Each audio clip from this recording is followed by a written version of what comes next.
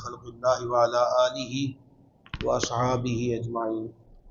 سرور عالم شفیع اعظم رحمت عالم صلی اللہ تعالی علیہ وآلہ وسلم کے دربار انور میں ہدیہ الصلاۃ والسلام۔ الصلاۃ والسلام علیکہ یا سیدی یا رسول اللہ وعلی آلک وصحابک یا سیدی یا حبیب اللہ۔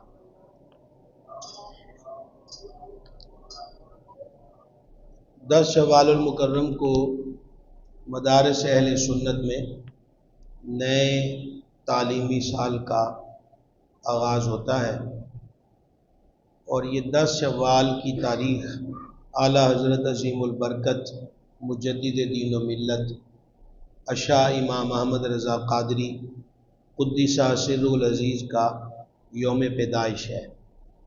امام اہل سنت رحمۃ اللہ علیہ کی ولادت شریف کا جو دن تھا وہ ہفتے کا دن تھا۔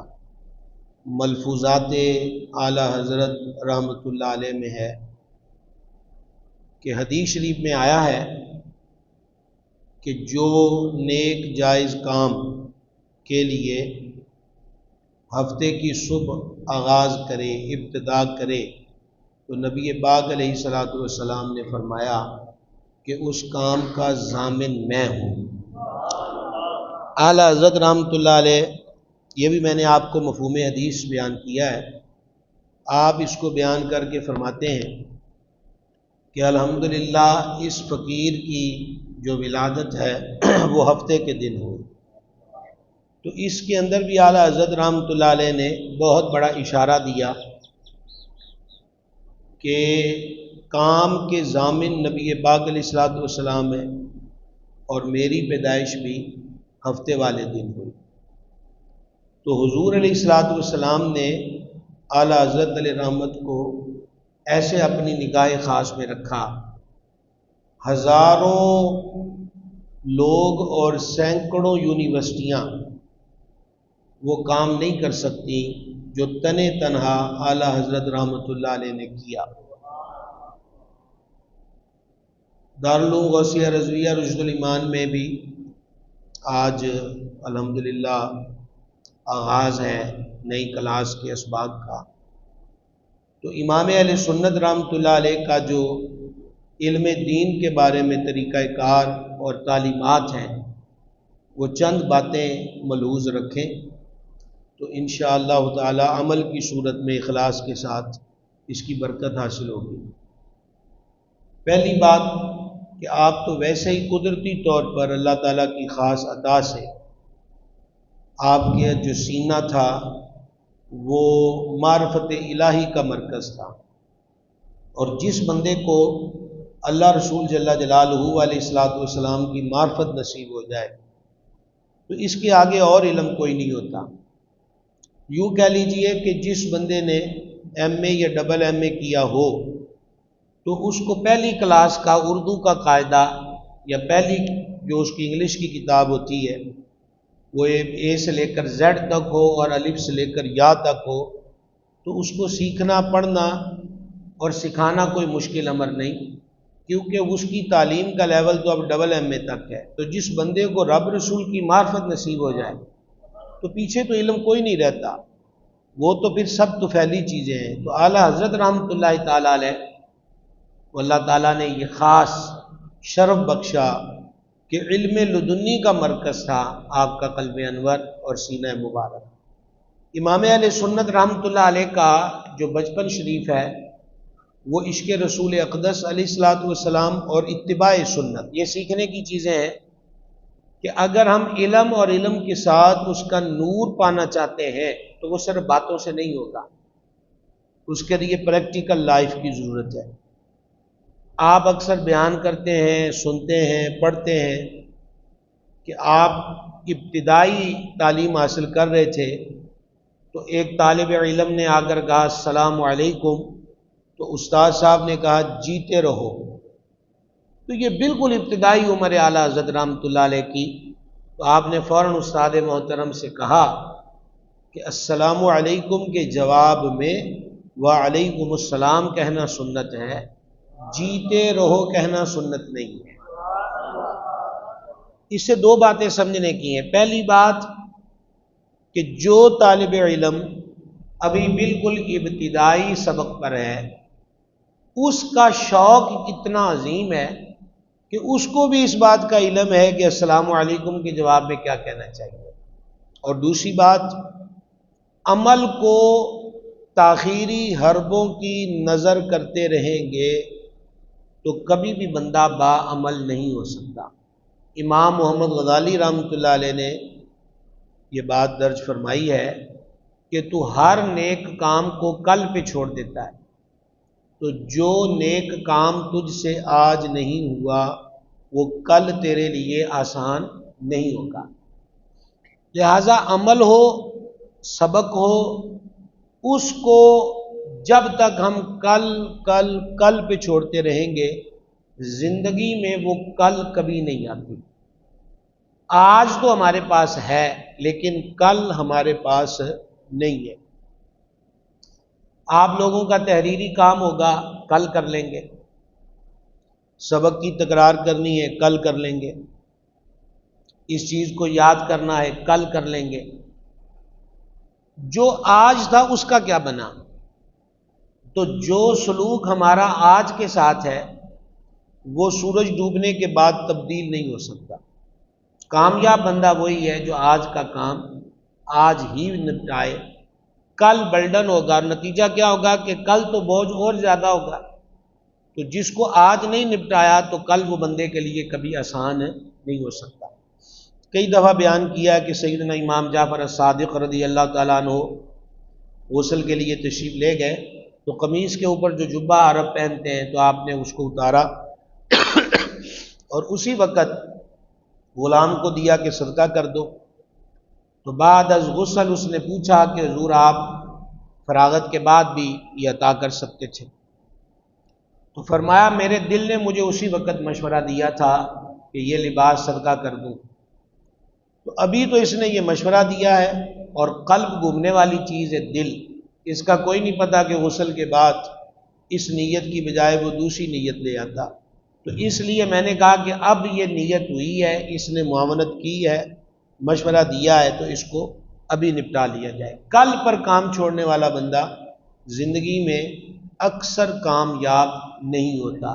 کامیابی اسے ملتی ہے جو اپنے کام کو وقت پر اس کی تکمیل کر لیتا ہے۔ آپ لوگوں کا اور کوئی کام نہیں ہے، نہ آپ نے مزدوری کرنی ہے، نہ آپ نے کوئی تعمیراتی کام کرنا ہے، نہ آپ نے کوئی بازار سے اشیاء خرید کر لانی ہے، یعنی کوئی بھی اور کام نہیں ہے۔ مدرسے کی چھت کے نیچے آپ لوگوں کا ایک ہی کام ہے اور وہ دین کا علم حاصل کرنا ہے۔ اس کام سے کام رکھیے۔ اور جو بندہ کرنے کے کام چھوڑ دیتا ہے وہ نہ کرنے کے کاموں میں مبتلا ہو جاتا ہے۔ یہ بات لکھی پڑھی اور دیکھی ہوئی ہے کہ جو بندہ کرنے کے کام چھوڑ دیتا ہے تو پھر کیا ہوتا ہے، نہ کرنے کے کاموں میں مبتلا ہو جاتا ہے۔ اس لیے کرنے کا کام آپ کا دین کا علم حاصل کرنا ہے۔ جب دیگر کاموں میں کسی کو ہم شریک نہیں کرتے اور دیگر کاموں میں ہم ملاوٹ اور شراکت سے دور بھاگتے ہیں تو ایک دین کا علم اتنا ہلکا کیوں سمجھ لیا کہ اس میں ہر غیر کام کی شراکت اور ہر غیر کام کی ملاوٹ اس کے اندر ایڈ کرتے ہیں۔ نتیجہ یہی ہوتا ہے کہ زبانوں تک رٹے رہ جاتے ہیں اور دل تک علم کا نور سرایت نہیں کرتا۔ سیدی اعلیٰ حضرت رحمۃ اللہ تعالی علیہ کہ دین کے علم کے بارے میں ایک اور بڑی حسین بات ہے کہ آپ نے ابتدائی طور پر جو اسباق پڑھے ہیں، کتاب کے 4 حصے کر لیے جائیں تو آپ ایک حصہ استاد سے پڑھتے تھے اور باقی 3 حصے خود سنا دیتے تھے۔ تو ایک دن استاد محترم نے اعلیٰ حضرت رحمۃ اللہ علیہ سے کہا کہ احمد رضا سچ سچ بتاؤ کہ تمہارا تعلق کسی اور مخلوق سے تو نہیں ہے کہ مجھے پڑھانے میں اتنی دیر نہیں لگتی جتنا سب یاد کر کے تم سنا دیتے ہو اس سے بھی کم وقت میں۔ تو یہ بھی ایک خاص عطا بھی ہے اور اس کو ہم صرف یہی بات کہہ کے ترک نہیں کریں گے کہ وہ تو جی وہ تھے، وہ تھے تو خیر کا راستہ بند تو نہیں ہوا، عطا اور نوازش کے دروازوں پر تالے نہیں پڑے، ہم تو مائل بکرم ہیں، کوئی سائل ہی نہیں۔ تو یہ امام علیہ سنت رحمۃ اللہ علیہ کا شوق تھا کہ اپنے سبق کے ساتھ ایک تو ان کی دیانتداری تھی، اور دوسرا اپنے سبق کا ان کو شوق تھا، کیونکہ اس علم کی اہمیت جسے نصیب ہو جائے اس سے خود بخود یہ شوق پیدا ہو جاتا ہے، اور جسے اس علم کی اہمیت نہیں، وہ جس فارمیلٹی کے شعبے میں گھومتا ہے تو بس وہی ہوتا ہے جو فارمیلٹیوں میں اکثر ہوا کرتا ہے۔ تو امام علیہ سنت رحمۃ اللہ تعالی علیہ کا ادب کا یہ طریقہ، علم کے شوق کا یہ طریقہ رہا ہے کہ آپ ایک حصہ اکثر پڑھتے تھے اور باقی سب وہ بتا دیتے تھے۔ یہی وہ بات تھی جو علی گڑھ یونیورسٹی کے وائس چانسلر ریاضی کے ایک مسئلے کا حل چاہتے تھے اور وہ جرمن جانا چاہتے تھے، تو اعلیٰ حضرت رحمۃ اللہ علیہ کے جو خلیفہ و مرید ہیں انہوں نے کہا بریلی جائیں، مختصر وہ بریلی گئے، اور ریاضی کا وہ لا حل مسئلہ اعلیٰ حضرت کے سامنے رکھا تو آپ نے فوراً اس کا جواب دے دیا، اسی کاغذ کی پشت پر لکھ دیا۔ تو انہوں نے پوچھا کہ جس مسئلے کے حل کے لیے میں جرمن کا ارادہ رکھتا تھا اور میں خود بہت بڑا ریاضی دان ہوں، آپ نے آنے واحد میں اس کو بتا، آپ نے یہ ریاضی کا علم کہاں سے پڑھا ہے؟ تو آپ دیکھیں دین کا علم کتنی برکت دیتا ہے۔ اعلیٰ حضرت رحمۃ اللہ علیہ نے جواب دیا کہ شرعی علوم میں اور دینی سوالات کے جوابات میں ریاضی کا جو علم ہے اس کی ضرورت پڑتی ہے۔ مثلا زکوٰۃ کا حساب لگانا ہے تو مال کا حساب لگانا پڑے گا، پہلے کل مال کا جمع کرنا، پھر اگر اس پر دین ہے، قرض ہے، اس کو مائنس کرنا۔ اسی طریقہ کے ساتھ وراثت کے جو مسائل ہیں اس کے اندر بھی علم ریاضی کی ضرورت پڑتی ہے کہ کل کتنا مال چھوڑا، اس میں کتنے مرد ہیں، کتنی عورتیں ہیں، اور مردوں عورتوں میں بھی کون اس وراثت کے حصے کا حقدار ہے اور کون اس کا حقدار نہیں ہے، اور پھر اس کے بعد کس میں کتنا تقسیم ہوگا۔ تو پہلے کیا آ گیا؟ جمع اور مائنس کرنا منفی، اور اب کیا چیز کی ضرورت پڑ گئی؟ ضرب دینا۔ تو اعلیٰ حضرت رحمۃ اللہ علیہ فرماتے ہیں کہ جمع اور منفی اور ضرب اور تقسیم یہ چند فارمولے میں نے اپنے والد ماجد سے سیکھے تھے، اور پھر اس پر بیٹھ کر میں کام کرتا رہا، تو پھر آگے سے آگے یہ سلسلہ بڑھتا رہا، اور آج وہ میرے پاس ہے جو تم دیکھ رہے ہو کہ جس مسئلے کے حل کے لیے تم جرمن جانا چاہتے تھے وہ اس کچے حجرے کے اندر رب نے مجھے عطا فرمایا ہوا ہے۔ اس سے بھی ایک بات سمجھے، میں اکثر آپ حضرات کی خدمت میں عرض گزار رہتا ہوں، اور اللہ تعالیٰ ہی ہے کہ عمل کی توفیق دے۔ میں اکثر یہ عرض گزار رہتا ہوں کہ سبق کو صرف اور صرف رٹے اور وقت گزارنے کی پالیسی پر نہیں رکھنا چاہیے۔ کئی مرتبہ میں نے گزارش کی کہ جو بھی آپ، وہ فقہ کے بارے میں ہے، وہ صرف و نحو کے بارے میں ہے، وہ تجوید کے بارے میں ہے، وہ منطق کے بارے میں ہے، وہ فلسفہ ہے، وہ تفسیر ہے، اصول تفسیر ہے، حدیث ہے، اصول حدیث ہے، جتنے بھی علوم درجہ بدرجہ آپ سیکھتے ہیں، تو ان کے اندر صرف اور صرف اس کا ظاہری حصہ اور یہی ہے کہ بس 1+1 اور اس کا حاصل آ گیا 2، تو صرف یہی نہ دیکھا جائے یا 2+2 اور حاصل آ گیا 4۔ تو میں اکثر آپ کو مثال اسی کی دے کے بتایا کرتا ہوں، آج بھی کہتا ہوں کہ اس کو دوسرے اینگل سے بھی دیکھیں، 2+2 حاصل کیا آ گیا 4۔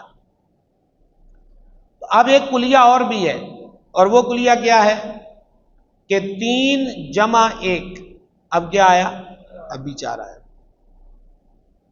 پھر اس طریقہ کے ساتھ ایک کلیہ اور بھی ہے، اب لگاتے رہیں حساب، تو اس کو 3-4 اینگل سے دیکھا جائے تو حاصل وہی آئے گا۔ تو ہمیں تو یہی یاد ہے 2+2 4، اس کا مطلب یہ ہوا کہ ہم نے اسی لکیر پہ قدم رکھا اور اپنی طرف سے مزید کوشش نہیں کی کہ بھائی 2+2 بھی 4 ہوتا ہے، اور اگر 3 میں 1 ملا دیا جائے تو وہ بھی، اور 1.5 اور 1.5 کو ملائیں تو جمع 3 ہوگا، اور اس میں پھر 1 ملا دیں تو تو اب دیکھیں یہ 1 2 3 4 کتنی جہتوں سے بات وہی ہے.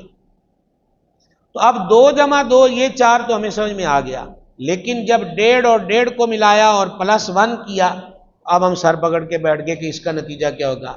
تو اس کا نتیجہ ایک تو سامنے آ گیا کہ ہم اسی ڈگر پہ رہے اور ہم نے خود ذاتی دلچسپی دے کر اس کو مختلف ذرائع سے سمجھنے اور اس میں بڑھوتری کا تصور اپنے دل میں نہیں لائے. اور جب شوق ہی نہیں ہوگا تو پھر حاصل کیا ہوتا ہے.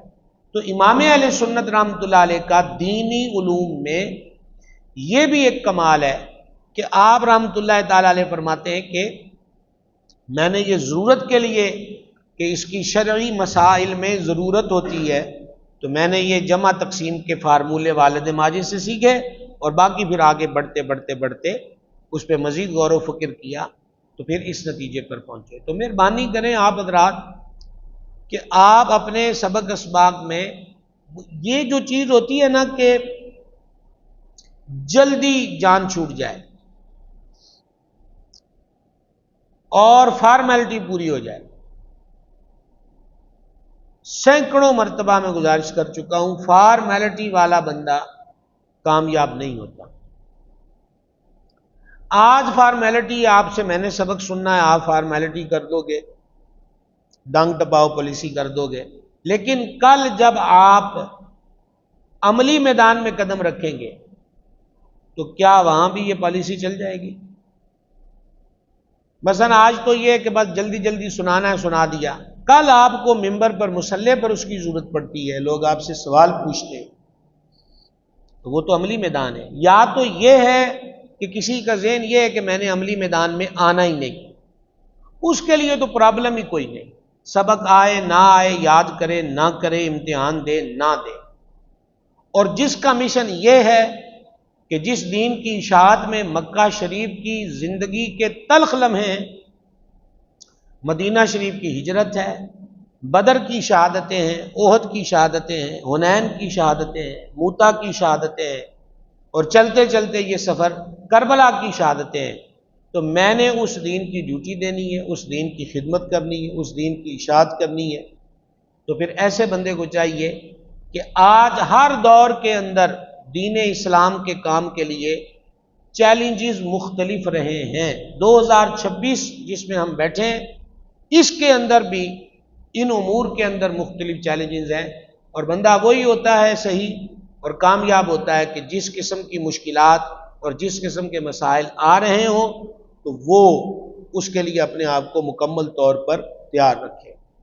اس کے بعد اعلیٰ حضرت رحمۃ اللہ علیہ کا سے سیکھنے کی چیز جو ہے وہ ہے دین ہو، اس کا علم ہو یا کتابیں ہوں، اس کا ادب.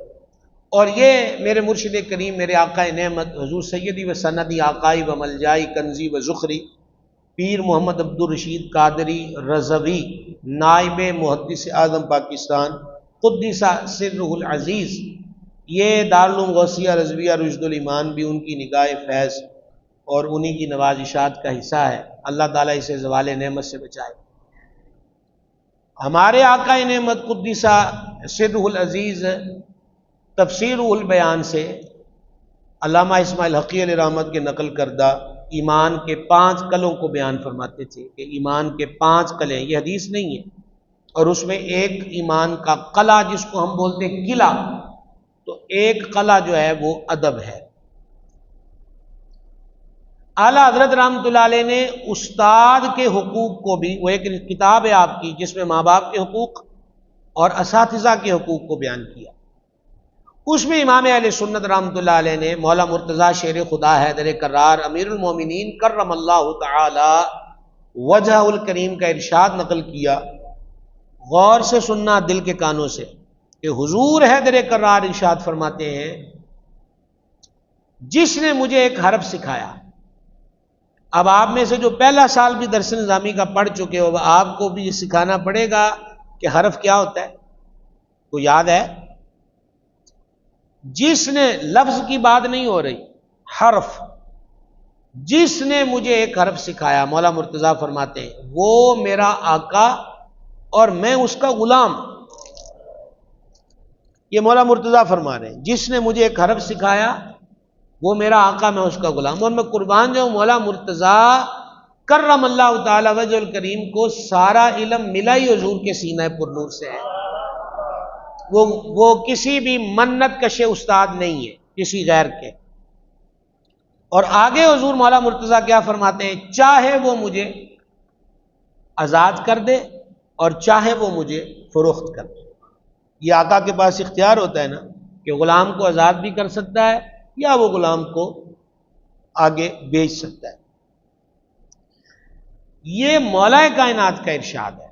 ہمارے لفظوں کا جال بھی ہو سکتے ہیں، لفظوں کا کھیل بھی ہو سکتے ہیں، اور حسن خطابت اور حسن بیان کے قبیل سے بھی ہو سکتے ہیں، پر جو مولا مرتضیٰ فرما رہے ہیں وہ حق کی حق ہے، سچ ہی سچ ہے، خالص ہی خالص۔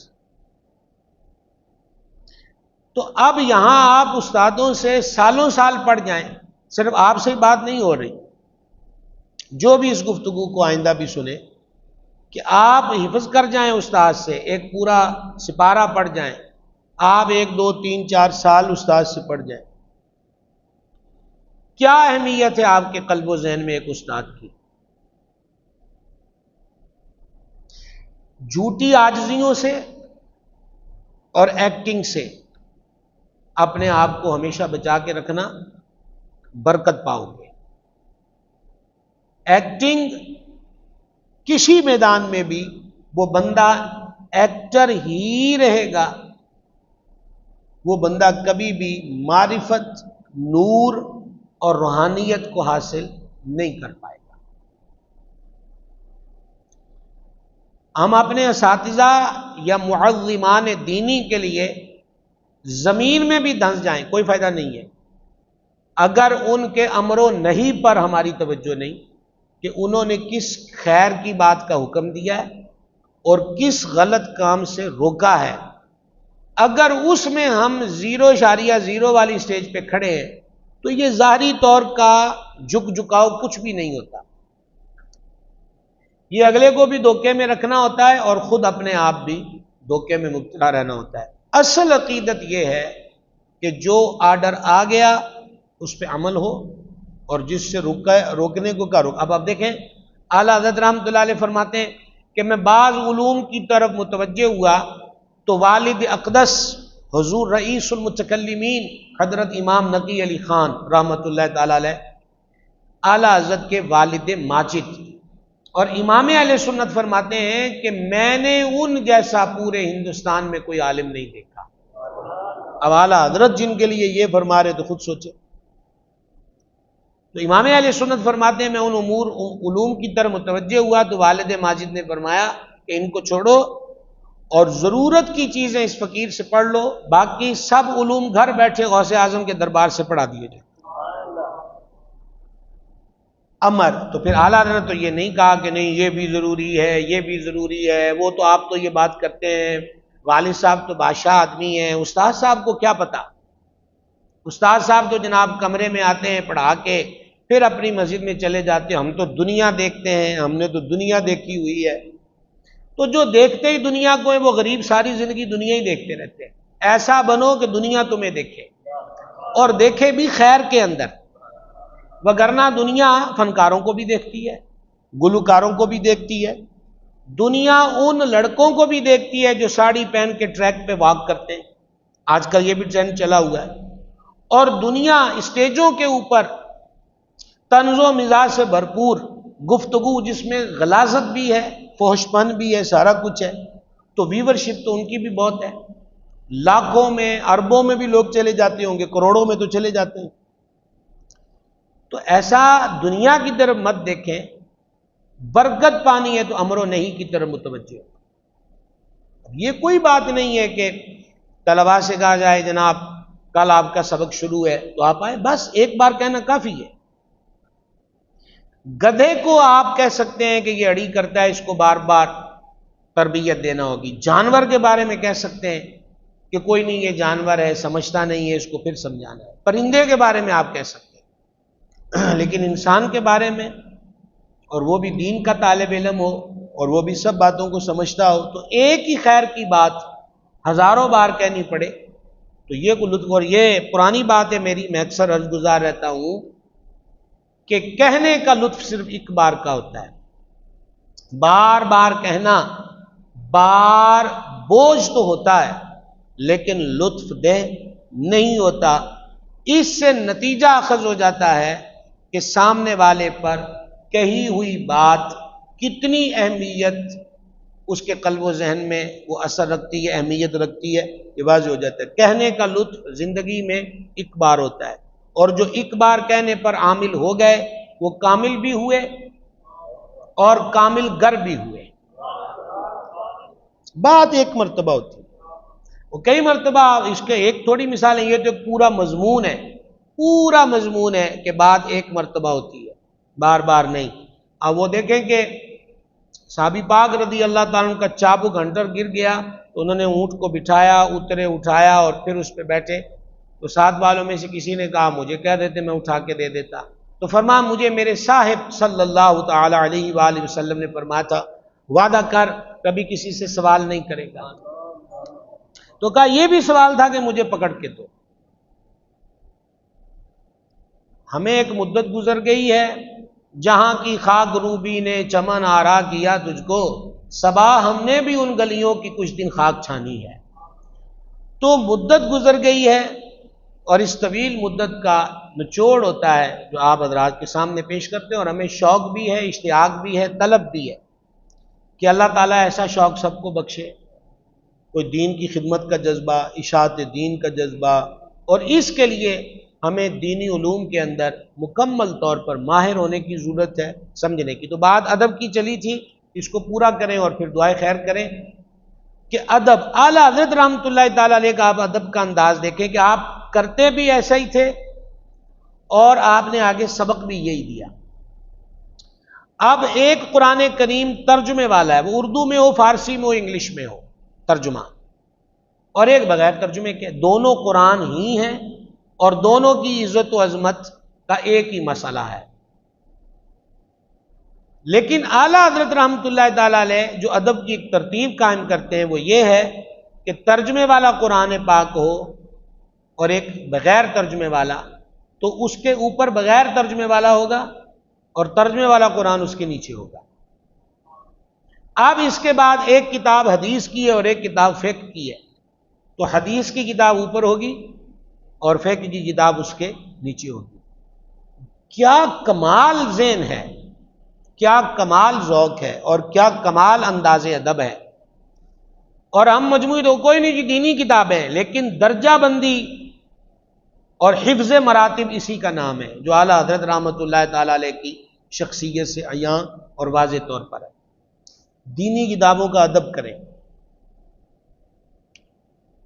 ہماری مجبوریاں ہیں کہ ہم لوگ کہہ دیتے ہیں جناب آ جائیں، قاعدہ بھی ہم دیں گے، قرآن پاک بھی ہم دیں گے، آ جائیں دینی کتابیں بھی ہم دیں گے، اور پھر یہ مدرسوں والے جو لوگوں سے تقاضے کرتے ہیں، مانگتے رہتے ہیں اور لوگوں کی اونچ نیچ اور کھٹک پھٹک سہتے ہیں۔ یہ ایک الگ جہان ہے اور یہ ایک الگ درد کی دنیا ہے۔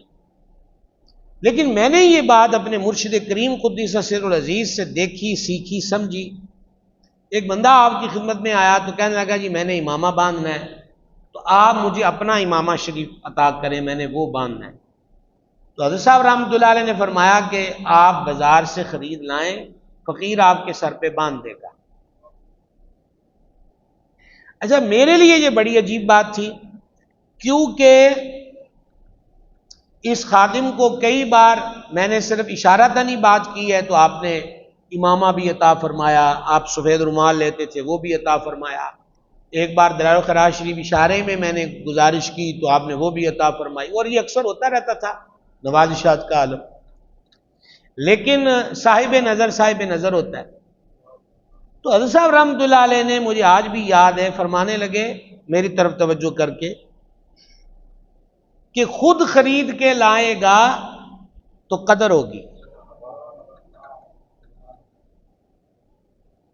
اب ہم یہ کرتے تو ہیں کہ کوئی داخلہ فیس نہیں ہے، کوئی ماہانہ فیس نہیں ہے، کوئی دیگر چارجز نہیں ہے، لیکن نتیجہ ہمیں صاف نظر آتا ہے، نہ ماں باپ کی وہ توجہ ہوتی ہے اور نہ اکثر طلباء کی وہ توجہ ہوتی ہے۔ وہی ماں باپ انگلش میڈیم میں ڈال دیں تو ان کو جناب آنکھ ہی نہیں لگتی کہ بچہ لیٹ نہ ہو جائے، اور مدرسے میں دھکیل دیتے ہیں تو ناظم صاحب فون کریں، استاد صاحب فون کریں کہ جناب آپ کے صاحبزادہ والا مرتبت نے آج مدرسے کو رونق نہیں بخشی، خیر تو ہے، ہم سیاہ کاروں سے کیا جرم ہو گیا جو آپ نے اپنے شہزادہ مبارک کو یہاں نہیں بھیجا؟ تو یہ بدبختیاں یہ ہیں۔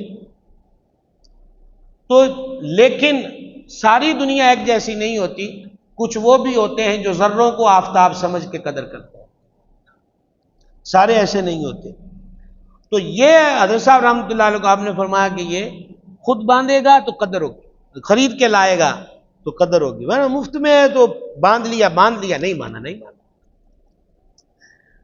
تو جناب دینی کتابوں کا ادب حفظ والے ہو اور یہ ناظرے والے ہو، تو آپ دیکھیں آپ یہ مدنی قاعدہ پڑھتے ہیں یہاں پر، تو جب اس کا اینڈ کے اسباق آتے ہیں تو قرآنی آیات اس کے اندر موجود ہیں، اور اعلیٰ حضرت رحمۃ اللہ علیہ نے تو فرمایا حروف کا ادب بھی کیا جائے، جو حروف ہیں ان کا ادب کرنا چاہیے، اس کی بے ادبی سے بھی سیدھی اعلیٰ حضرت رحمۃ اللہ علیہ نے منع فرمایا۔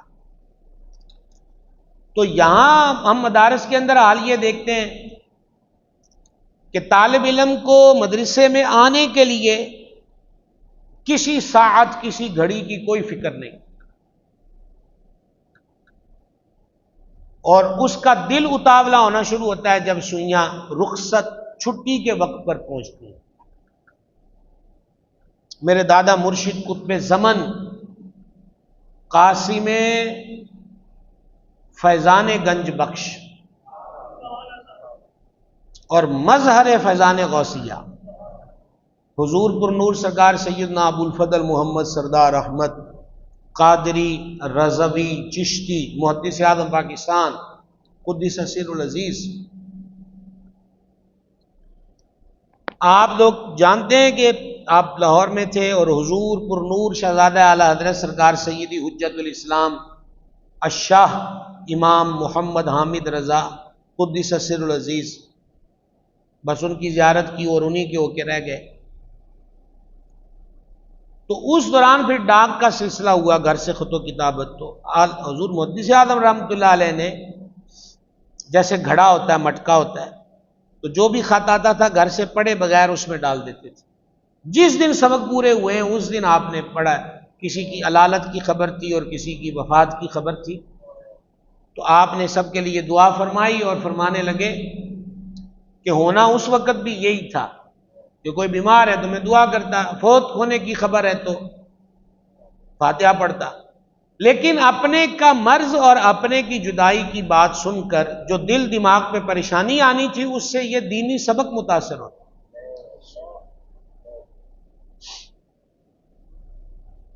اب آپ لوگوں کو بول دیا جائے کہ ڈسپلن یہ ہے کہ کلاس میں موبائل استعمال نہیں ہوگا، تو سبق ضروری ہے کہ موبائل ضروری ہے؟ یعنی ہم لوگ سختی کریں، ہم کیا کریں گے؟ ہم آپ پہ فائرنگ تو کریں گے نہیں، ڈنڈے تو ماریں گے نہیں، لیکن خود سوچیں، پابندیاں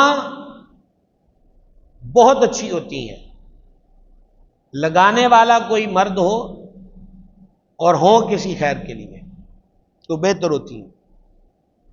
اب یہ ہے کہ جناب دل دھک دھک کرنے لگ جائے، اوئے ہوئے یہ 4-5 گھنٹے کی کلاس ہے اور موبائل سے ہجر و فراق، میں تو مر جاؤں گا، گل جاؤں گا، جیسے نمک گل جاتا ہے اس کے اندر، پانی کے اندر۔ قاعدے اور ضبط و جو پرانے طالب علم ہیں ان لوگوں کا زیادہ حق بنتا ہے کہ وہ نئے آنے والوں کے لیے کوئی بہتری کا سبب بنے، اپنی زبان سے اور اپنے عمل سے اور اپنے کردار سے ان کے لیے بہتر میسج کنوے کریں۔ یہ پرانے طلباء کا زیادہ حق ہوتا ہے۔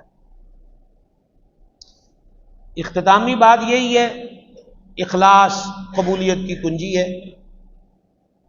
اخلاص مقبولیت کے بام عروج پر لے جاتا ہے، اخلاص صرف لفظ ہی نہیں لفظوں کا نور دیتا ہے، اور اخلاص صرف دماغ کے حافظے تک ہی فیض رساں نہیں رہتا بلکہ روح اور قلب کے اندر بھی وہ نور کی کرنوں کو پہنچانے میں معاون ہوتا ہے۔ اخلاص اپنا مشن بنائیں، اپنی زندگی کا کوئی مشن بنائیں.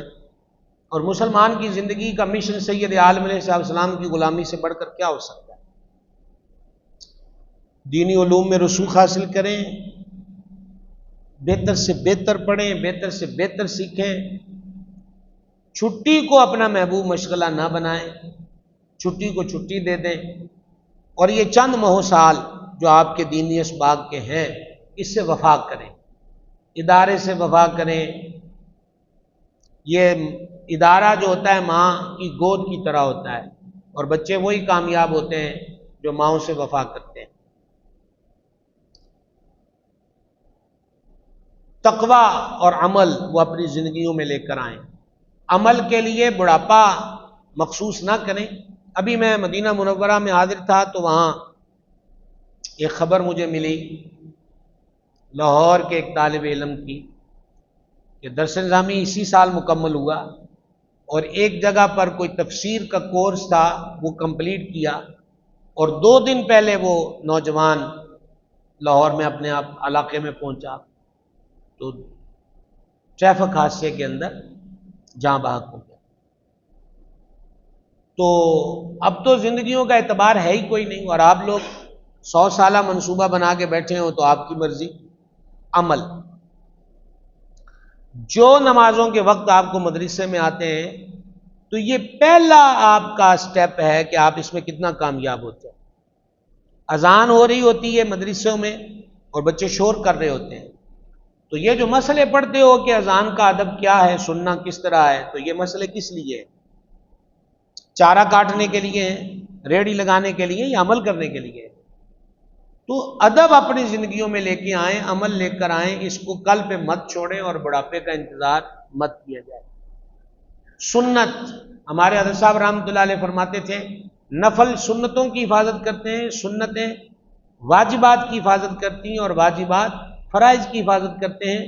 تو جب نفل چھوٹتے ہیں تو پھر اگلی دیوار سنتوں والی ٹوٹتی ہے، اور جب یہ دیوار ٹوٹتی ہے تو پھر واجبات پر ڈاکہ ڈلتا ہے، اور جب واجبات پر ڈاکہ ڈلتا ہے تو پھر فرائض کا معاملہ لٹ جاتا ہے. تو اس لیے ان معاملات کے اندر ہرگز غفلت نہ کی جائے. آپ مسجد میں جب ہوتے ہیں تو مسجد کے آداب جو آپ پڑھ چکے ہیں تو یہ کس لیے پڑھے ہوئے ہیں؟ یعنی پہلا امتحان تو یہی ہے، وہ جو سال بعد پیپر ہوتے ہیں وہ تو ہوتے ہیں، لیکن پہلا امتحان تو یہی ہے کہ جو آپ پڑھ چکے ہیں اس پر عمل کا عالم اور کیفیت کیا ہے. صحابہ کرام علیہ رضوان فرماتے ہیں ہم نبی پاک علیہ الصلوۃ والسلام سے قرآن پاک کی چند آیتیں پڑھتے تھے اور ان کو سمجھ کر عمل کرتے تھے. جب تک عمل نہ ہو جاتا تھا ہم اگلا سبق نہیں لیتے تھے. عمل کریں، ذکر اذکار کو اپنی زندگیوں کا حصہ بناؤ. آپ لوگ چونکہ وہ دن رات عموماً دن میں مدرسوں میں ہوتے ہیں، قرآن پاک کی زیارت ہو رہی ہوتی ہے، دینی ماحول ہوتا ہے، تو خود اپنی زندگیوں میں کوئی کلمہ شریف، کو درود پاک، کو استغفار کے ذکر اذکار، وہ جو مختلف انواع کے کھانے ہیں وہ آپ کے وجود کو انرجی دیں گے، لیکن دل کی بھی خوراک ہے، اور دل کی خوراک اللہ کریم کا ذکر ہے اور اس کے حبیب پاک علیہ السلام پہ درود شریف پڑھ جائے. تو درود پاک پڑھا کریں، ذکر اذکار کیا کریں. اللہ تعالیٰ اس کی توفیق عطا فرمائے. اور باقی آج سے یہ سبق ہی تھا جو پہلا سبق ہو چکا ہے آپ حضرات کی خدمت میں. اللہ تعالیٰ ہم سب کو اس پہ عمل کی توفیق دے. بزم صوفیہ کے تحت مساجد کے اندر درود شریف کی جو محافل ہے اس پہ توجہ کریں، اس کو اور زیادہ بڑھائیں، لوگوں میں اور زیادہ درود شریف کا تحفہ پیش کریں. اور میں مطلب آپ کے شوق کو بڑھانے کے لیے یہ بات کہہ رہا ہوں کہ کئی مرتبہ ہوا، اور ایک دن اسپیشلی طور پر حضور سرور عالم شفیع اعظم صلی اللہ تعالی علیہ وآلہ وسلم کے دربار انور میں میں ہوٹل میں جب تھا تو وہ موبائل پر دیکھا کہ وہ جب آ رہے ہوتے ہیں آپ لوگوں کی وہ اطلاعات رپورٹ آ رہی ہوتی ہے درود شریف کی محفل کی، تو اس دن حضور علیہ السلام کے دربار میں بالخصوص سب کا مجموعی طور پر سلام نظر کیا کہ یہ جتنے بھی محفل درود شریف کا اہتمام کرنے والے ہیں اور اس میں شریک ہونے والے ہیں، تو نگاہ بھی فرمائیں اور اپنے در کی حاضری بھی عطا فرمائیں. سرکار کریم ہے، جب چاہیں کرم فرمائیں. تو یوں کہہ لیجئے کہ بے عملی کے زہر کے اثرات میں درود شریف کے شہد کی ضرورت ہے. خود بھی پڑھیں اور لوگوں کو ذکر اذکار کی طرف لے کر آئیں، یہ آپ لوگوں کا حق بنتا ہے. اللہ جل جلالہ علم نافع عطا فرمائے، اخلاص کی دولت ہم سب کو عطا فرمائے. مالک کریم اپنے حبیب پاک علیہ السلام کے طفیل یہ جو گلشن ہے دارالعلوم غوثیہ رضویہ رشد الایمان کی صورت میں، اسے ہمیشہ پر بہار رکھے، خزاں سے محفوظ رکھے، اور دیگر پوری دنیا میں جتنے بھی مدارس اہل سنت ہیں اللہ سب کی خیر فرمائے، ترقی دے، استحکام دے، اور زوال سے محفوظ اور مامون رکھے. امید کرتا ہوں کہ جو گزارشات کی ہیں ان کو آپ یاد رکھیں گے، اور امید کرتا ہوں کہ انشاءاللہ اسے عملی جامہ پہنانے کی کوشش کریں گے. وما علینا الا البلاغ المبین. صلی اللہ تعالی